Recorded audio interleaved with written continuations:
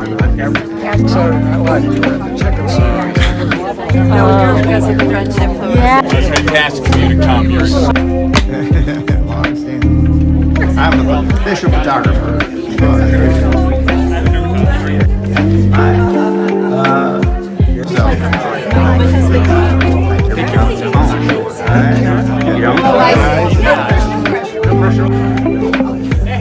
Hold your breath. Is it Tommy? Yes. Okay. There we go. 1, 2. You only need a couple days. This guy smiles. I've been given it. This is why I wanted your. To this celebration of the life of Jean Rogers Hall. Thank you so much for coming from near and from far. Standing in though for our Father who art in heaven. Daddy and Jean got along famously, and perhaps it was because he told countless stories. And Jean, listen. After Jean died, Jim said he wanted to have a true celebration of Jean's life with lots of stories about her and not a formal religious service. So this is a celebration that can be filled with joy as well as sadness, laughter as well as tears. A celebration to help everyone to connect with her and to all those who loved Jean so. To comfort Jim and to find comfort in one another. To give thanks for who Jean was and how she lived and how she touched not only our lives and the lives of so many, but also to be strengthened and inspired for the journey onward. As time goes by, the images of Jean in the difficult last chapter of her life have begun to fade away. And in their place arise the images of Jean as beloved wife, as protective partner who found Jimmy a job to get him, and I quote you, Brad, the hell out of Vietnam.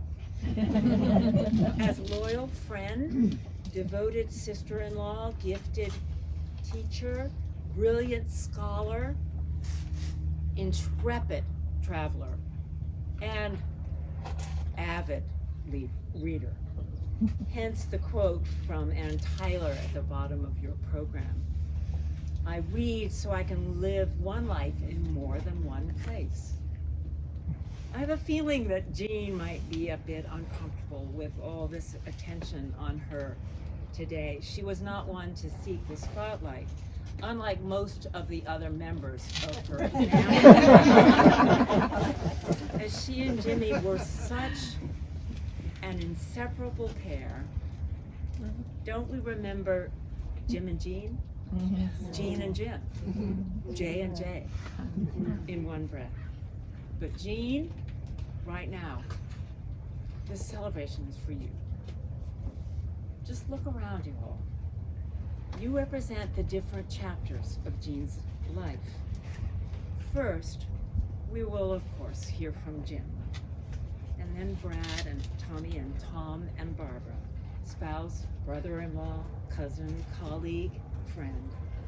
But then we encourage and invite all of you, any of you, to share a memory or a story of Jean out of your special relationship with her. In the words of Lord Byron, we will tell of Jean's days in goodness spent, a mind at peace with all below, a heart whose love is innocent. Jim, you ready? I will. Not only am I going to push you down the stairs. Speak a little and we'll see if anybody can hear you.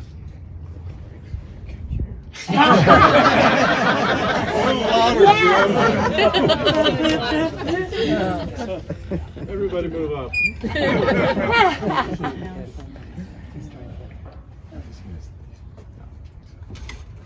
Brad, Yeah. put the wheels Can I on. help you? Oh, you're trying to. Put the brakes on. Are you trying to get up, Jim? Oh, for the love of God. Just here, it's a guardrail. Okay. Okay. Can you hear me now? Well, I want to tell you about my life with Jean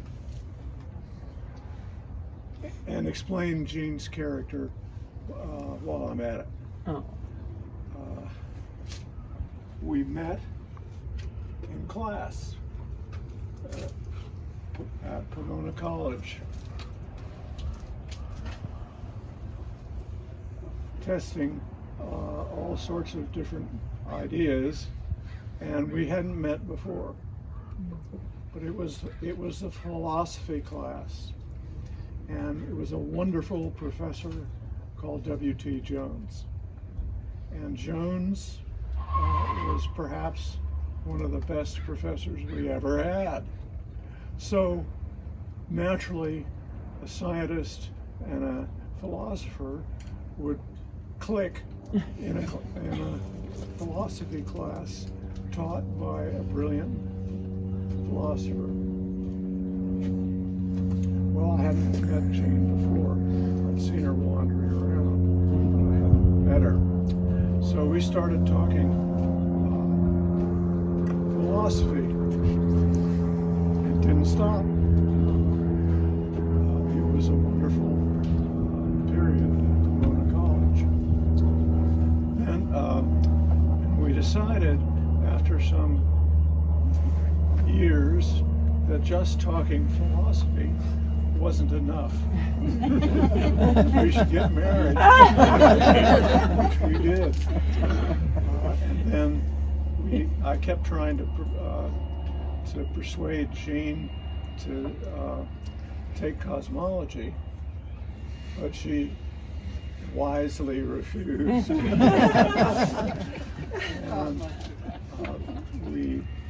I had already gotten to the University of California at Riverside, and Jean had gotten some very bad advice from Pomona College to get a job. You see, women weren't allowed to be professors. In fact, they weren't allowed to be assistant professors. They were allowed to work as secretaries. Well, Jean worked for a year as a legal secretary, and that did two things for her. It told her that it gave her lightning typing. Anything that you can type in 30 minutes, she can do in 5. Okay, unless some of you are legal secretaries. I beg your pardon if I'm overstepping the bounds. Well, we got married, and somewhere wandering around here, I'll excavate it and put it out, is a photograph of our wedding, which Jean didn't like, and you'll hear more about that later. The wedding, I mean, not the photograph.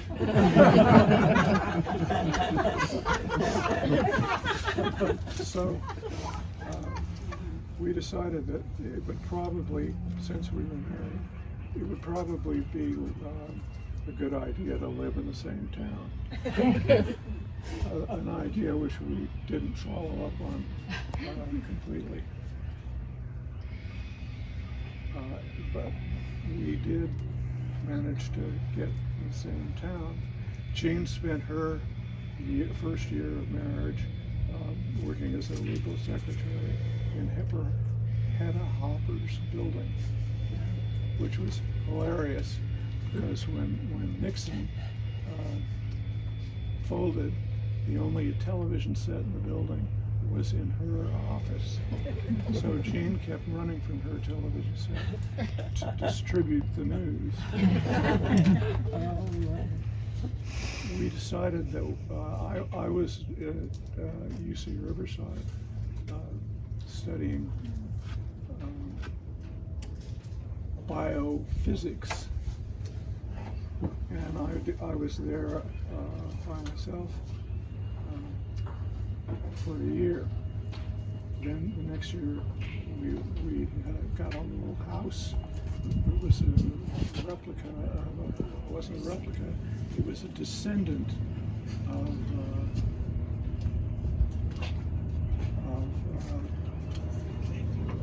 little wartime houses. And they all looked exactly the same. So you had to be careful. Somebody else's door. I knocked on several doors that were mine many times. Jane was smarter than I was. She spent the time in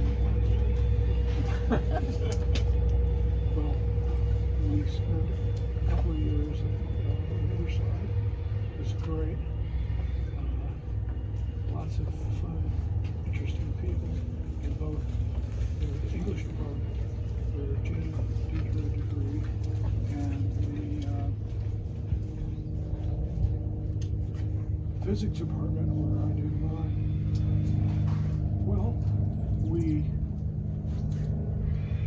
stayed in Riverside, and then we got to play the game of who can stay away from the other furthest longest. I got a job in North Carolina.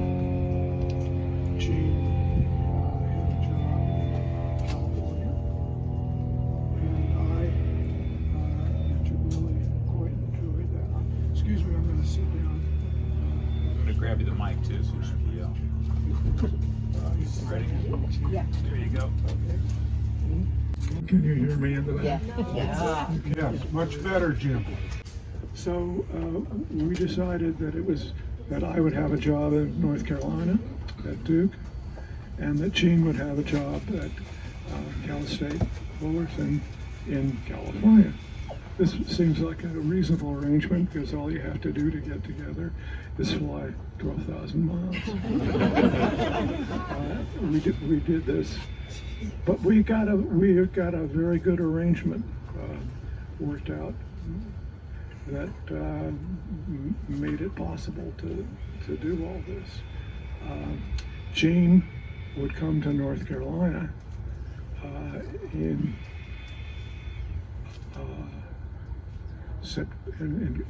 December, and I would come out here and drive her back. We bought a house, and it was very nice. A little longer than 6 months. Gene stayed there, and then we would drive. Gene would drive by herself to California. So Gene has done more solo trips from North Carolina to California than pretty much anybody. Raise your hand if you've done more than one city. And that was pretty interesting. But I decided that it would be better to have a job in California. And I was avidly looking for job ads in the scientific magazines. And one week, both Science and Nature, which are the big sort of science magazines, everybody advertises in both of those. And so one week, ads for a job said biophysicist capable of teaching physiology to undergraduates and graduate students. Well, this was pretty much down my street.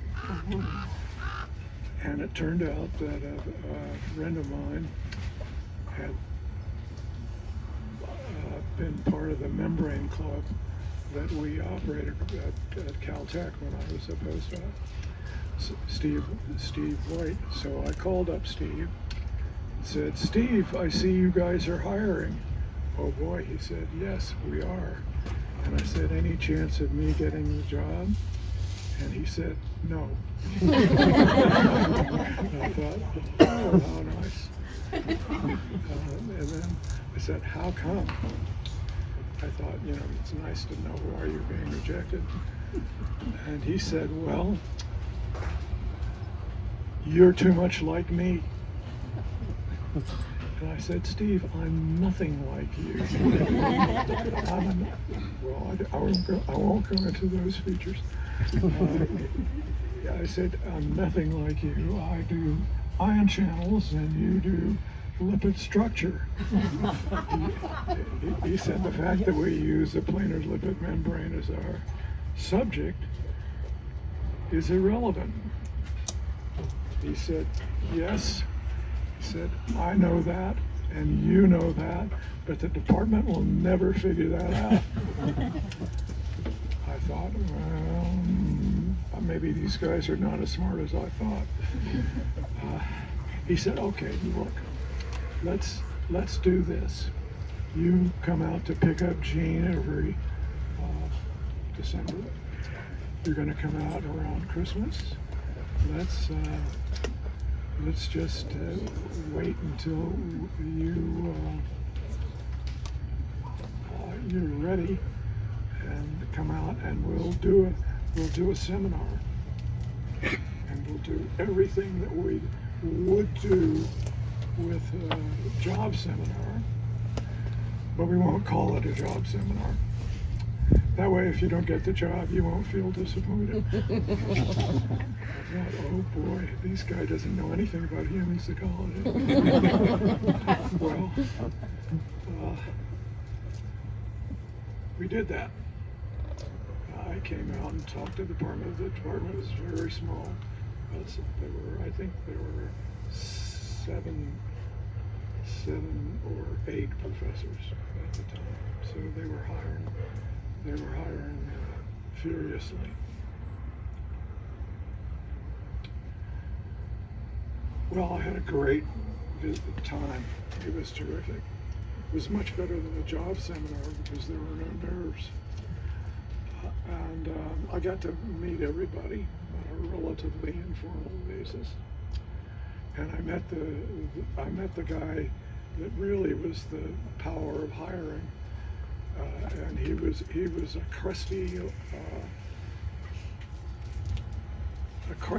ancient professor. And he came right to the point. He said, Professor Hall, so you were at Duke University, a very prestigious university, and you want to move to little old Irvine. So could you give me an explanation for that? And I said, yes, I'd like to be on the same coast as my wife. He said, I think that's a very good reason. And so anyway, I had a really good visit, and I flew back to Santa Barbara where we were staying at the moment. And Irvine had never paid me for that flight. But I'm not unhappy about it. So I went back home. Jane and I drove across the country in January, as was our custom. This was the car that Jane had driven out, so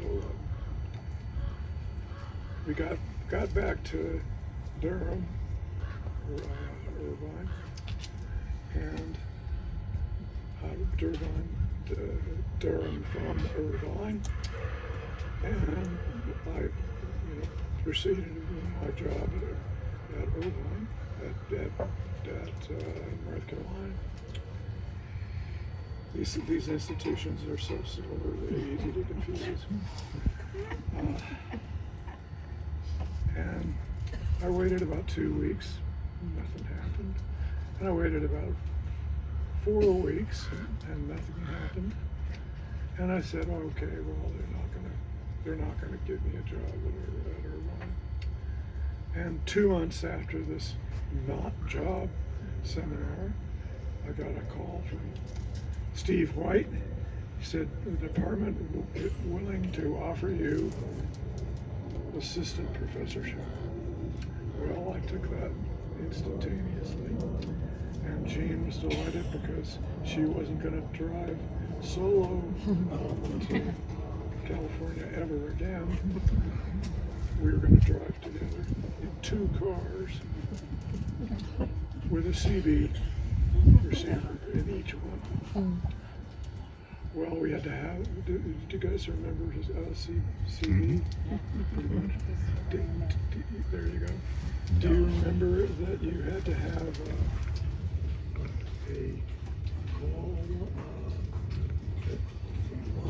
A handle, they call a it. handle? That's right.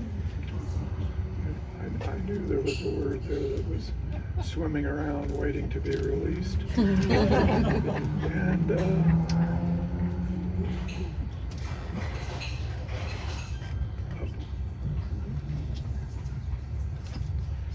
You need to push it closer to your back.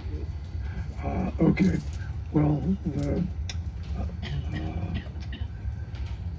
Jane was writing a book at the time, which she finished, and which, if you want a copy, we have a few copies available.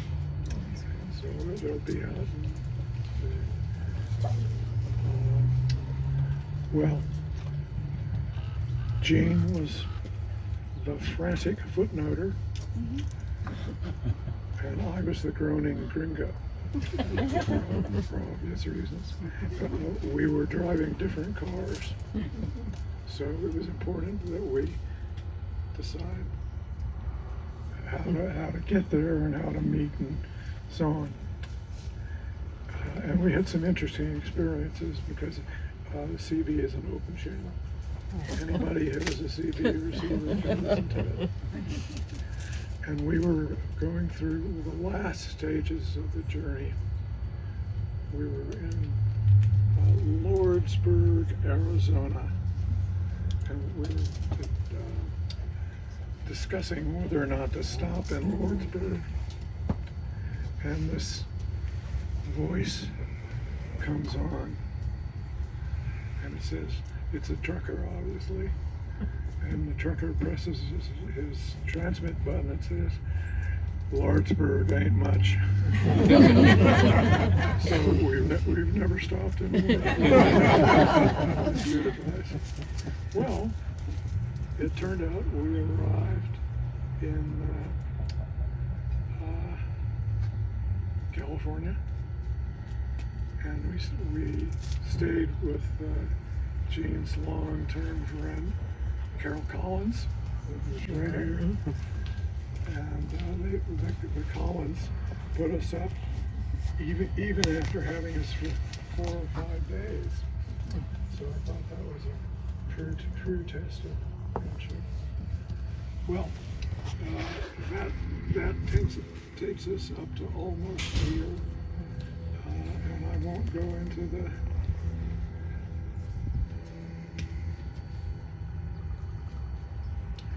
last few weeks of our lives.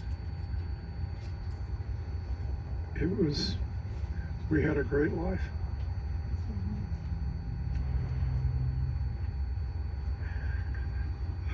I'd do it all again.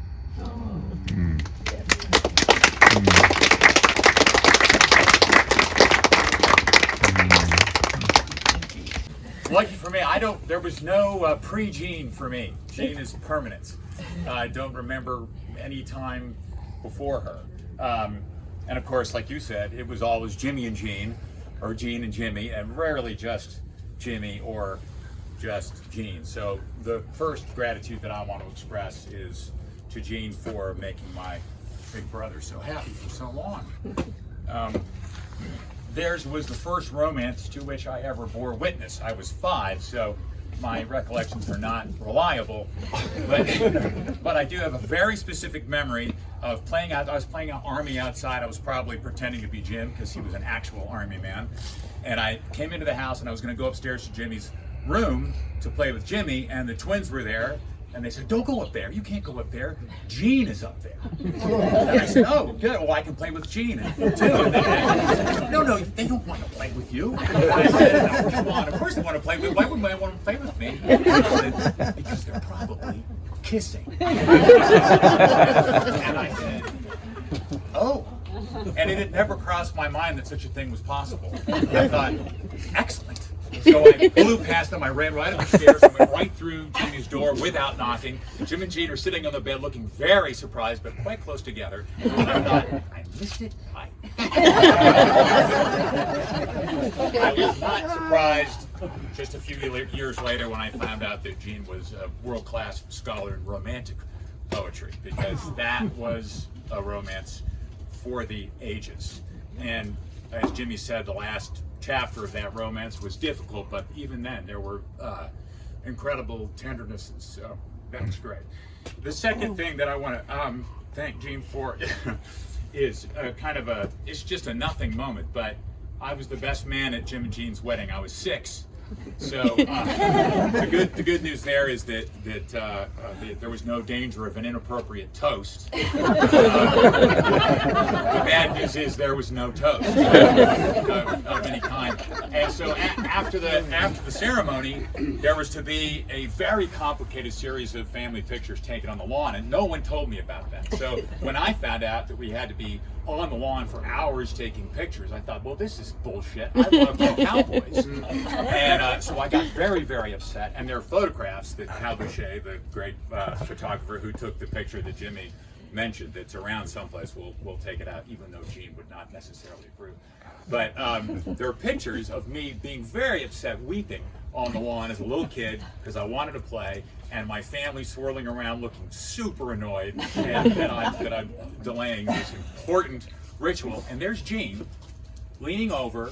This is the bride taking care of me and making sure that I'm comfortable. And that's just so incredibly Gene, especially because she loved her husband, but she hated that wedding. It was too big, it was too society, it was too much. And so she had her own set of complicated bridal emotions that she was going through, but she put them all aside to take a moment for me. So that's just an incredibly Gene thing to have done. And then the last thing that I want to express gratitude to Gene for is for noticing. She was just the greatest noticer. And so when I was courting my now wife Julia, who's here, I'd never brought a girlfriend to California before. We were very young, and so I brought her to California first time ever, and we landed at LAX and we went directly to Jim and Gene's house, their first house in the canyon, and we spent a couple of incredible days with them, just hanging out and drinking wine and talking about theater and movies and music and probably limpid membrane. I'm sure. And the whole time, Gene was just noticing. And at the end, we were leaving to pick up my parents, who Julia had never met, and they'd been out of the country for a year. And as we were going up the little mossy steps back up to the street, Gene stopped Julia and gave her kind of a wry smile, and she said, "You're all right." That is the most Gene, isn't that a Gene thing to say? I will never forget it, and for Julia and me, that was like a blessing. And it turns out it was the most important blessing to get in the family. So I'm sure everybody will talk about her powers of observation, which were considerable. And as I got older, I was most amazed over and over again at how accurate and correct and incisive she was in the family dynamics of art, the Hall side of the family, which she understood way better than any Halls. So I just want to make sure that I thank Gene for making Jimmy happy, for being so kind to me always, and for all that noticing.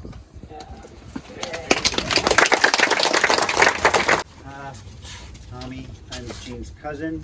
I'm not the speaker that Brad is, and I'm going to kibitz with my sister's phone.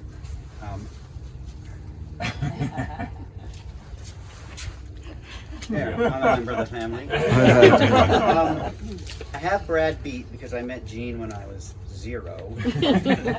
We were at my great aunt's funeral, and she came down the stairs, and I was playing in my playpen with my twin brother. And I don't remember that, but that was her first introduction to me.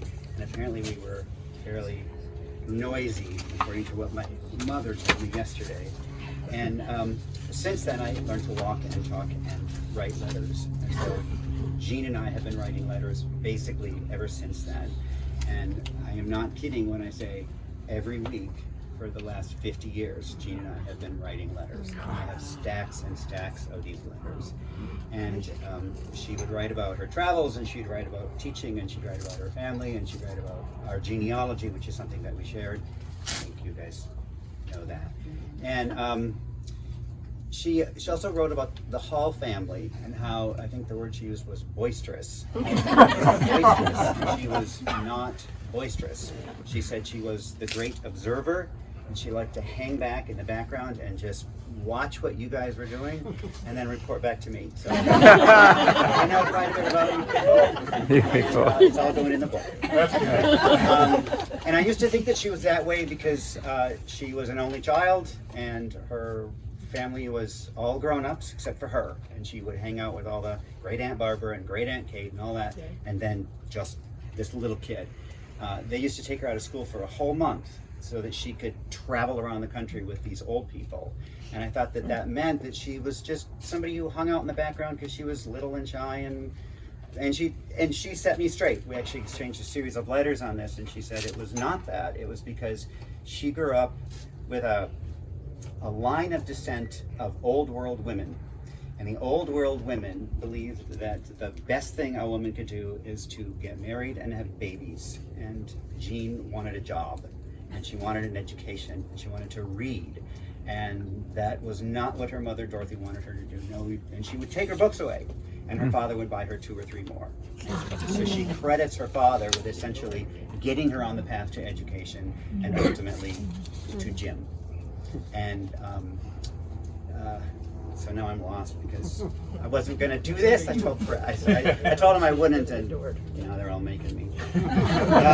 Boisterously. You can do it. I'm stumbling through it. But so anyway, she credits her father with saving her, and she credits Jim with perpetuating that. And she did not credit her father with her successes because she knew what her own strengths were.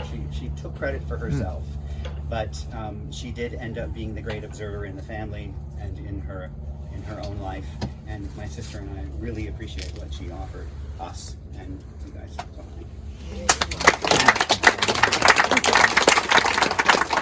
Clamor, and I'm here with my wife Joan and our friend and colleague Howard Seller. Howard and I were colleagues of Jean's in the English department at Cal State Fullerton. She was teaching there for 32 years, and we of course known her much longer than that. 50 years was mentioned, and I think we're kind of beyond that, somewhere in that half-century area. We knew Jean as a dedicated and inspirational teacher. We have a witness, Carol Collins, who was her student at one time. We knew her as a warm human being who really helped to make the department into a supportive community. That's rare in the academic world, you may not know that. She was also a very respected scholar, and I think we saw that in a way that many of probably the family members didn't see that. She published a book on poet Percy Bysshe Shelley, and then another book on Shelley and the other romantic poets of the early 19th century. Howard and I put our heads together and selected 2 short poems that we thought reflected something of Jean. One of them has already been quoted from, and that is a poem by Lord Byron, George Gordon Lord Byron. It was first published in 1814, and it's called She Walks in Beauty. It was inspired by the unusual beauty of his cousin's wife, Beatrix Wilmot. Not every detail in this poem is a perfect match for Jean, but I think it does capture something of the Jean we knew. She walks in beauty. She walks in beauty like the night of cloudless climes and starry skies, and all that's best of dark and bright meet in her aspect and her eyes. Thus mellowed to that tender light which heaven so gaudy day denies.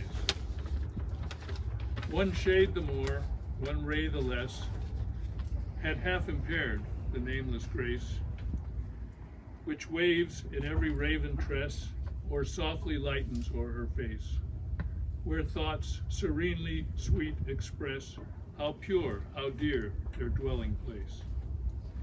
And on that cheek and o'er that brow, so soft, so calm, so eloquent, the smiles that win, the tints that glow, but tell of days in goodness spent, a mind at peace with all below, our heart whose love is innocent.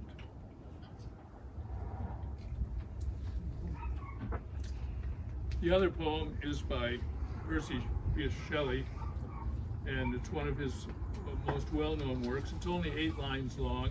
It was first published in 1821, and its theme is how past sensations, events, and dear persons live on in our memories. It's called Music When Soft Voices Die. Music, when soft voices die, vibrates in the memory.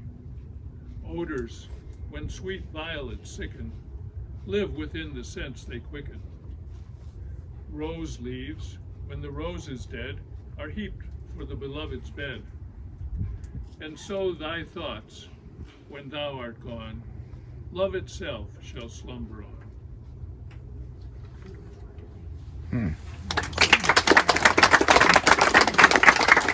For you all to get food and drink and share lots of stories with each other and with Jimmy, of course.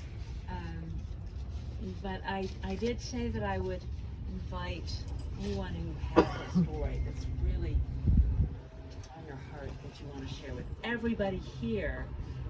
Now is the time. Yes.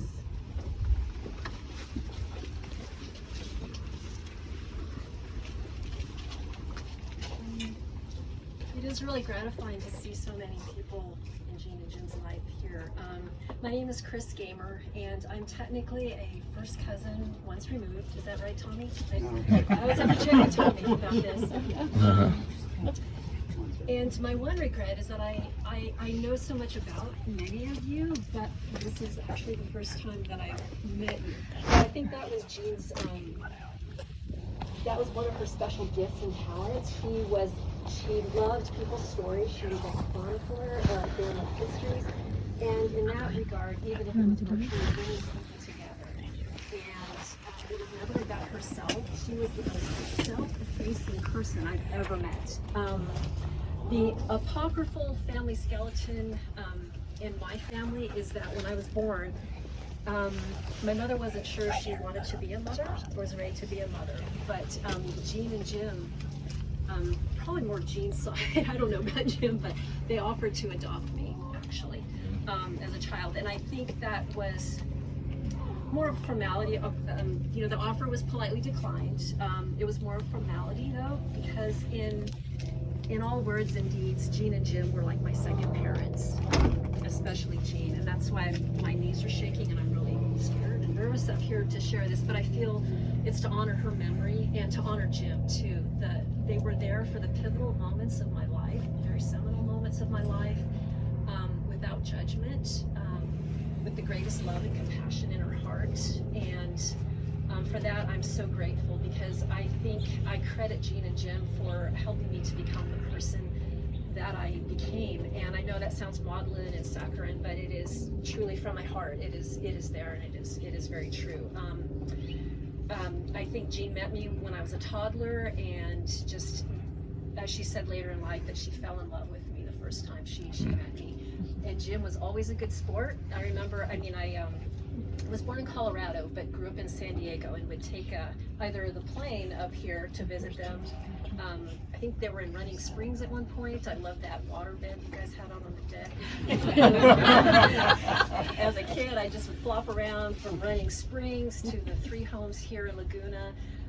If I didn't take the plane, Gene was there to meet me in San Juan Capistrano, the coaster, and they were my rock of Gibraltar. Really, this was my safe place, and the place where I was exposed to just seeing the world as a bigger place than what I saw it for that being at that time.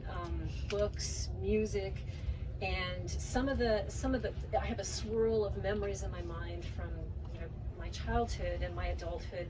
But I think one of the funny things I remember is one time we were driving somewhere.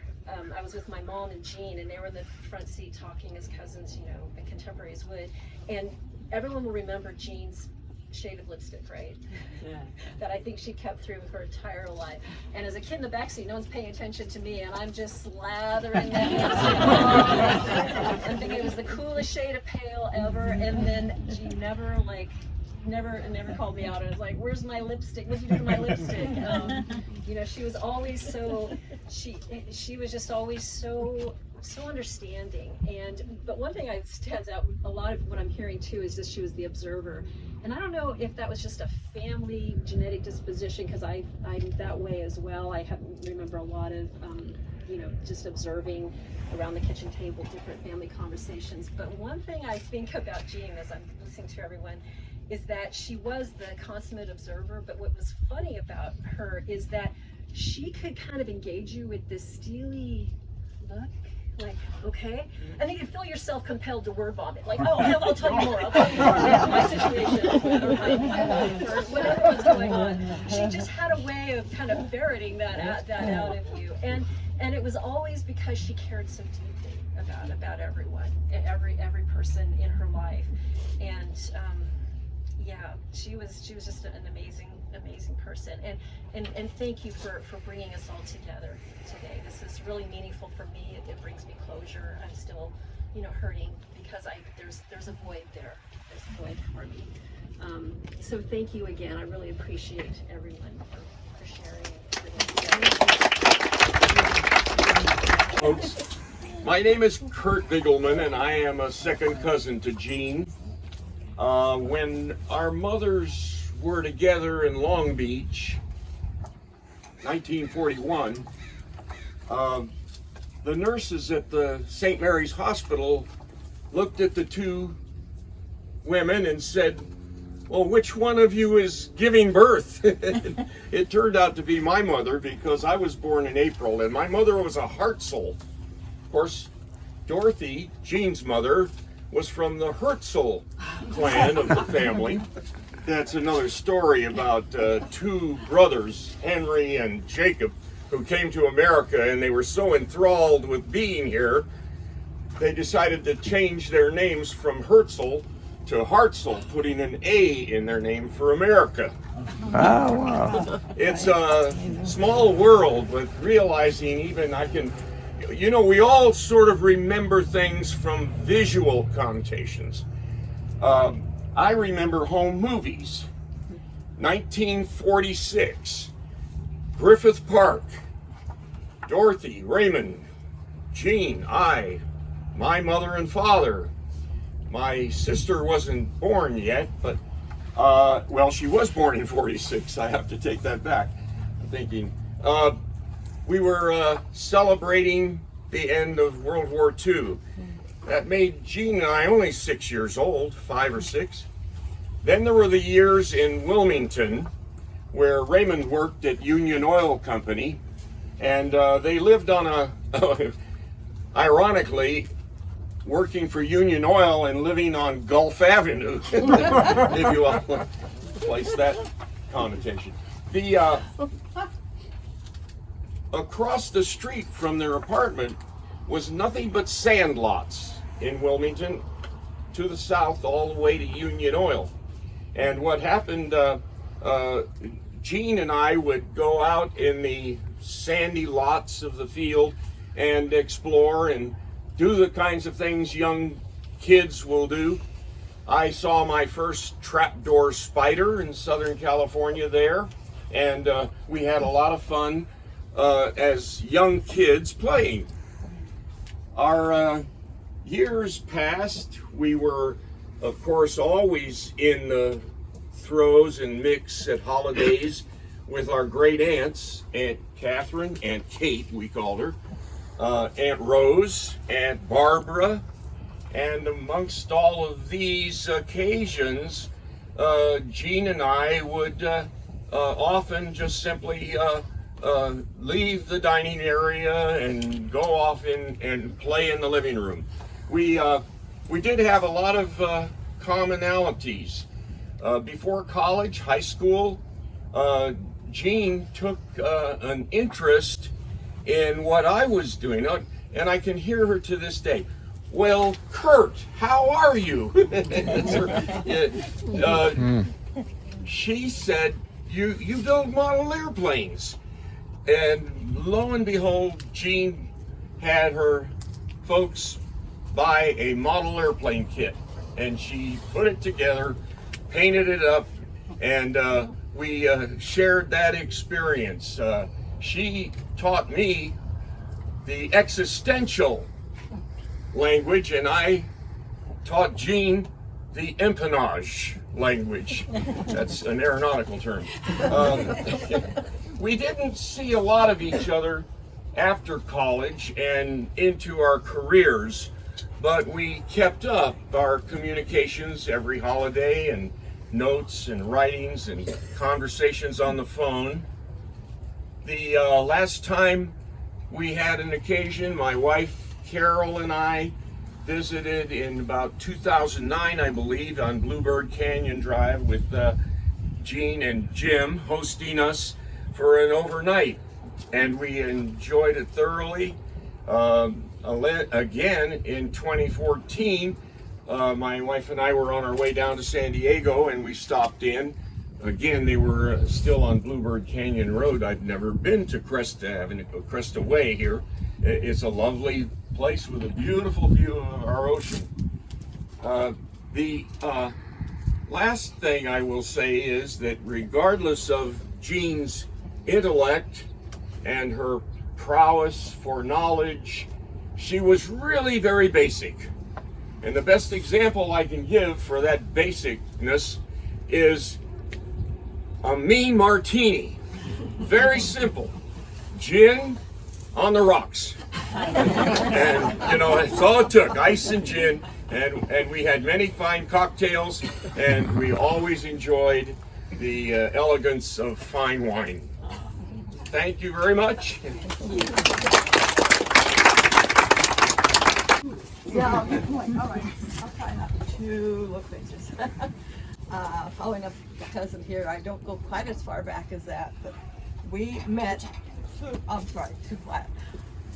We were freshmen together at Pomona College, and we lived in Wake Hall, which was a brand new hall, but we were in the basement. I mean, literally the basement. The laundry room was down the ways from my room. Anyway, there was a small room where you could study together if you wanted. And otherwise, there was a big parlor upstairs where more people, but we basement people. We just ignored that upstairs stuff. And Jeannie was down the hall from me, and that's when it all started, okay? She's such a wonderful person. I have memory upon memory, and God bless her, a listener. Oh boy, was she a listener. She wouldn't let you get by with not telling everything. No. And it was like she never, when we were young, those first years, we shared a lot. We were, come on, we were teenage girls, There was a lot to talk about. Jim, there's a lot to talk about. Okay, so I used to meet her, and we would come down to Laguna Beach and go to whatever used to be where, I can't remember the name of the place. El Torito, is that it? Yeah, the bricks, right. We used to go there for lunch and talk nonstop and come back. you know, gossiping about our dear friends. I mean, actually not gossiping. Jeannie, that's the other thing. Jeannie I never heard her say a mean word about anyone. She was one of the kindest people I ever knew. That's right. I ever known. Not a mean word. I never heard her gossip. When I say gossip, I'm using it very loosely because it wasn't gossip. It was more like, you know, young women tittering about this person they thought was special. You know how that goes. So, but she was always so selfless. Like you'd arrive and it would be, hi, how are you? So glad to see you. What's going on with you? And it was like pulling teeth to get to hear what was going on with Jeannie, right? God bless her. Very private person in that way. But because we started off so young together, I knew a lot about her childhood, her growing up years, she adored her father, just adored him. And very close to him. He was a great man in her life and view. And so I knew a lot of those early things that she didn't go on and share with others, I'm pretty sure. But she was always cared about what was happening with you. I mean, you were like central. If you were with Jeannie, you were the focus, right? She was amazing that way. Now, they also loved to travel, these two, and so did we. So we had some great trips. This is a picture from when we were up in, Idaho, let's see. We were at Driggs, Idaho. And it was for the eclipse. And our dear Jim was our astronomer who taught us for like 2-3 days of lectures. They were fascinating. He had his telescope. I mean, I'm so ignorant. Yes. All right. So he told us that we knew it all. Okay. We were educated. One of our granddaughters and her husband dropped in on us because they were going to the Tetons. They wanted to hike up in the Grand Tetons, and we were on the way. So they happened to drop in on us, and they got in on some of this lecture, and they loved it. They camped in the front yard. You remember? Somehow managed to get the sprinklers off so it wouldn't rain on them. And Jim taught us all, had us looking up for the eclipse, told us how to do it, how to be safe. I mean, it was thorough. It was wonderful. Meanwhile, Jeannie and I did the cooking. So we kept everybody fed and happy that way, right? You know, fed, fat, you know. So we did our part, but Jim did the biggest part on that trip. And this is a picture of our son and daughter-in-law, Charlie and Allie, who so wish they were here. They live here in Laguna. They're in our cottage that we bought in Laguna because we fell in love with Laguna. You know why? So they wanted to be here, Jim, but they're sick, so they couldn't come. Jeannie got a really bad cold, so they're sending their love, and I'm bringing it to you. And God, there are so many things I could say, and I don't want to keep you all from eating. But we come down to Laguna, and we fell in love with Laguna.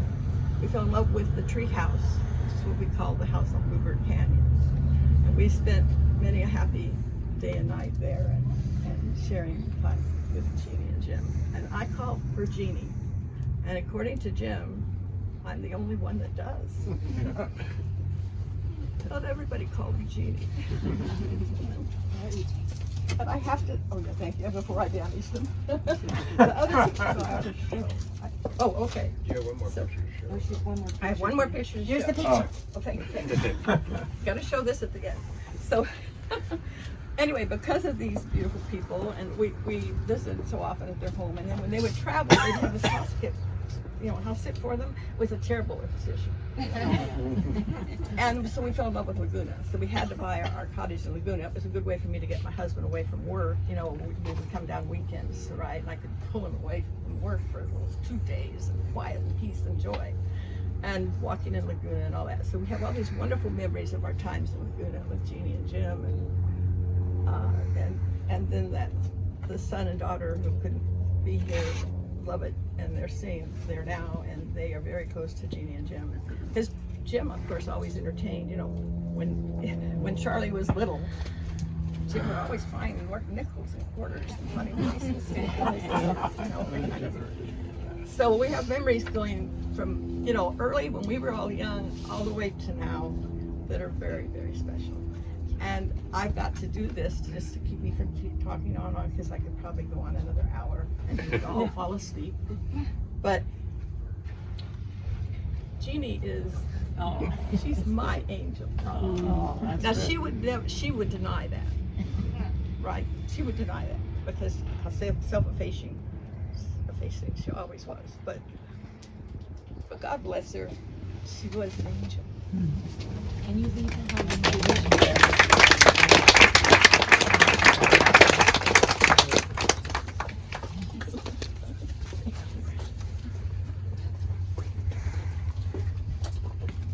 Thank you, everyone. There will be plenty of time to share more stories. But now let me offer you an image that is one of my favorite images. It's of a new relationship with Jean. It is of a balcony in our hearts. That balcony is filled with people who have gone before you. They know you and they believe in you, and they urge you on to live fully, following what gives you joy, cherishing those whom you love. Imagine that Jean now leans over the balcony of our hearts, cheering us on, smiling that beaming smile, asking in the words of Mary Oliver, so what is it that you plan to do with your one wild and precious life? And listening deeply for your answer. Into your gracious care, of God whom we call love, we commend our beloved Jean.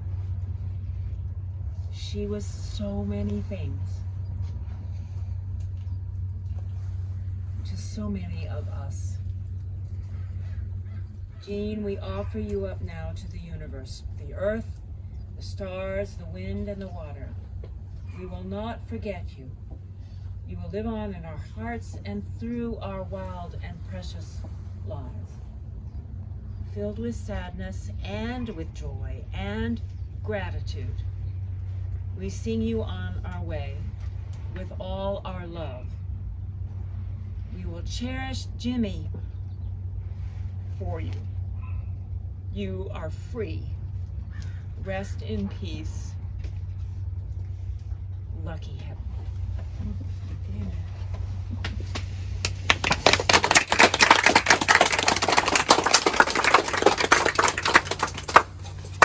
So, you're invited to linger, and eat the bountiful feast. It's amazing. We'll tear the wrappings over and off, and so just enjoy this time to celebrate Jesus and meet one another.